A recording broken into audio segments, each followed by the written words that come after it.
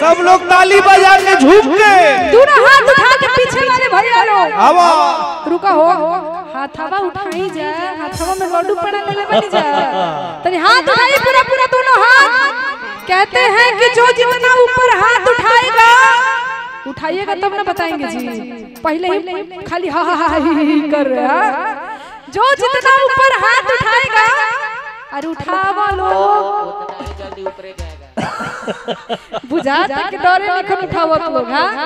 जरा दोनों हाथ उठाई तो जिनके पास दो हाथ है माता रानी के नाम पे तो हाथ उठी ना है अब भौजाई के नाम पे हाथ उठ जाता ना तनी हाथ दोनों उठावे के पूरा पूरा बोले बोले सरवाले मैया के क्या बात कहे के बाद कि हम तो है राई गिलियो हम घबराई गिलियो के हम तो है राई गिलियो के हम घबराई गिलियो माई सा चौधर मंदिरी आए भैया हम भुलाई गिलियो माई सा चौधर मंदिरी आए भैया हम भुलाई हम तो है राई गिलियो के हम घबराई गिलियो के हम तो है राई गिलियो के हम घबराई गिलियो हमारी साचो तोरे मंदिरी आके भैया हम हमारी साचो तोरे मंदिरी आके भैया हम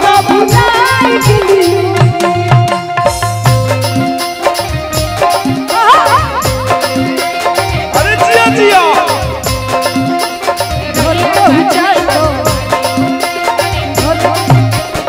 ना चलियो ना ताली भाई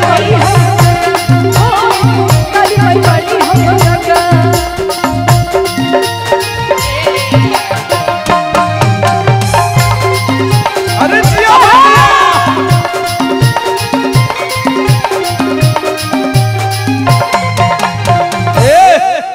अतने ना तो यही सगरी जंगल पहाड़ी और आगे चारों ओर लौके लखाड़ी अच्छा तो हम खोज खातिर रहिया निहारी देखी माई हमार गहबड़ी भैया हो हम तो कहनी अपना माई बहन भी अब हम चाहत नहीं कि तू अपना भाई बाबा के भी तनी जा के आवो हनो हां तनी जा देख ला चैलेंज मत करो हां आवो और मुछवा देखो ना मुछवा पसंद का ये ए गाना के बाद तरह के दिखाओ तनी होई जा जाके आ जितना भी हम चाहब कि एह कमेटी के जितना भी सदस्य बानी जा अभी तनी 2 मिनट खातिर वो सब बैठ जाए हां एह कमेटी के जितना भी सदस्य बानी जा मंच सहित हम सबके चाहब कि एक बार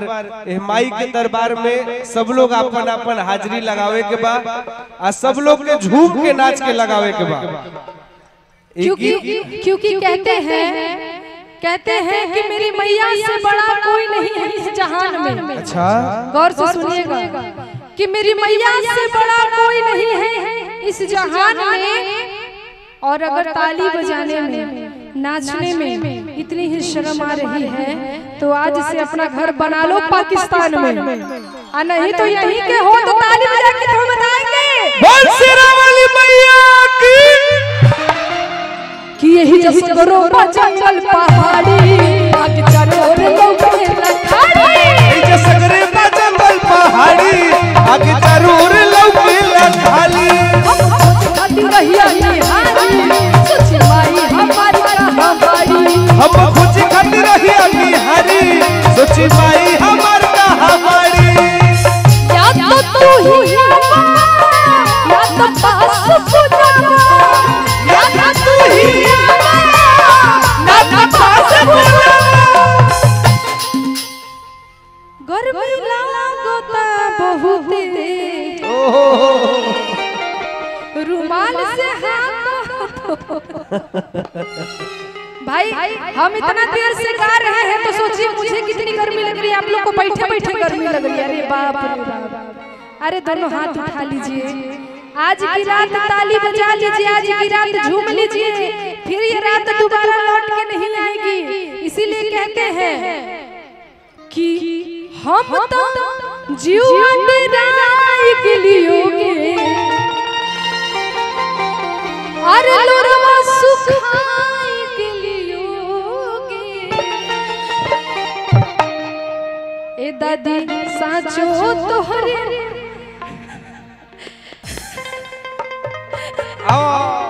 ए माई साचो तोरे मंदिर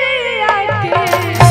हमारे पीछे वाली जो मेरी माता बहनें हैं जरा दोनों हाथ उठाएंगे एक साथ, पूरा पूरा हाथ उठाएंगे। जिसके हाथ ऊपर उसकी किस्मत सुपर, और जिसके हाथ नीचे वो दरबार के पीछे। तो हाथ उठा के बोलेंगे क्या कि माई साचो तोरे मंदिर आके, माई साचो तोरे मंदिर आके, रहिया हमको भुलाई गली होगे।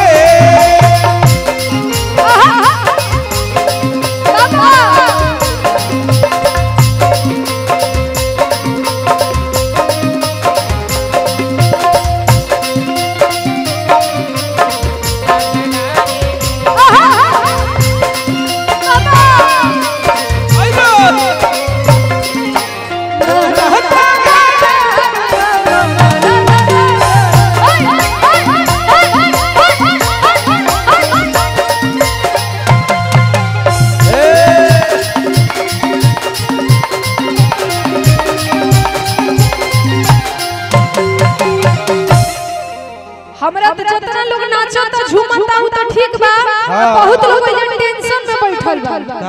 कैसे